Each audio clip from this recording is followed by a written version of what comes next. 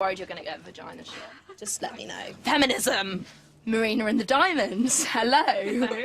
So I basically just wanted to talk to you about whether you think the question, what's it like to be a woman in the music industry, is a really annoying question. For me, it's not annoying. I do still think it's relevant.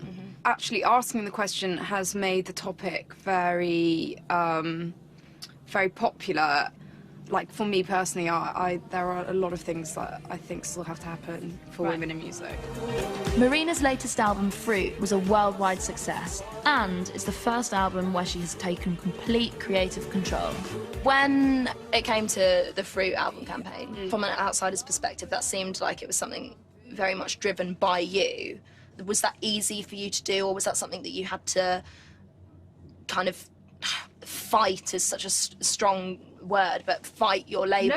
No, you're absolutely right. And actually, I've never said this before, but it took so much fighting for the album to come out. But I think you just have to explain to people who you are, and sometimes that's hard, especially when you're starting out. Yeah. And you have all these other things to think about. You know, it's only on this third record, actually, that I have been able to do that and feel very calm and confident about it. Changing your image or sound can be a risky business for a pop star.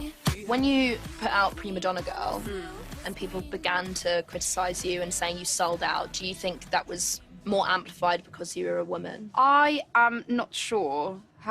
However, if it happened to a male artist, I think people would probably just say, "Oh, you're shit now." You're shit, mate. As opposed to lots of grim trolls online. Everyone was just calling me a sellout, that I'd lost everything that was original about me. I feel like I'm going through that right now. Yeah. On this current album. What I are did they like an saying? insight meeting. Yeah. It was like stats, and it was very interesting. And I found that I think a lot of people find me very intimidating. Really? Yeah, and I'm like, oh God, that's like petrifying. How did they find that out? They did like market research where, and honestly, it's really soul destroying actually. Shut up. No, really it is. And I want, do you ever think about your output online, and do you ever think about your audience, which is a lot of young girls and gay guys? Yeah. Right? I think you have a responsibility as a human being, whether your fan base is young or not. But only to a certain extent. You know, you are human and you're going to do stuff that not everyone's going to agree with. Right. You're always going to, sadly, sometimes leave a small portion of fans behind.